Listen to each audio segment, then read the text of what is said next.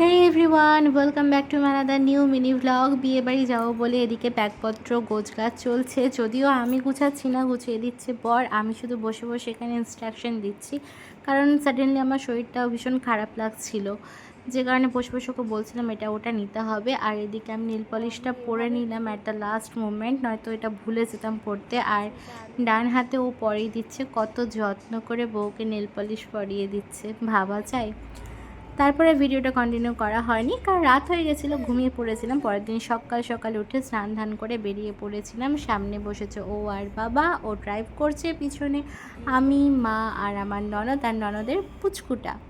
আমরা যখন বাড়ি থেকে বেরোই তখন বাইরে ঝিরিঝিরি বৃষ্টি পড়ছিল, যে কারণে বাইক ছেড়ে গাড়ি নিয়ে যাওয়ার প্ল্যান হলো। নয়তো বাইকে করে যেতে গেলে যে রাস্তাটা আধ ঘন্টার রাস্তা, সেটা গাড়িতে যেতে সময় লাগে প্রায় 1.5 ঘন্টা খানেক, কারণ অনেকটা ঘুরে যেতে হয় ব্রিজ হয়ে। আর বাইক নিলে কি নদীটা পার হয়েই চলে যাওয়া যায়, যে কারণে সময়টা কম লাগে। তো মাঝখানে রাস্তাতে একটু দাঁড়িয়েছিলাম, বাইরে বেরিয়েছি যখন, তখন কয়েকটা ফটো ক্লিক করে নিয়েছি। বিয়েবাড়ি পৌঁছেও গেলাম। তারপর সেখানে সবার সাথে দেখা করে পাশে আর এক জেঠুর বাড়িতে চলে গেছিলাম। ওখানে গিয়ে খাচ্ছিল চা। এটা বিহারের কালচার, গ্লাসে করেই চা খায়। আর এদিকে আমি ড্রেসটা চেঞ্জ করে একটু শাড়ি পরে নিয়েছি। দেখা হচ্ছে নেক্সট ভিডিওতে।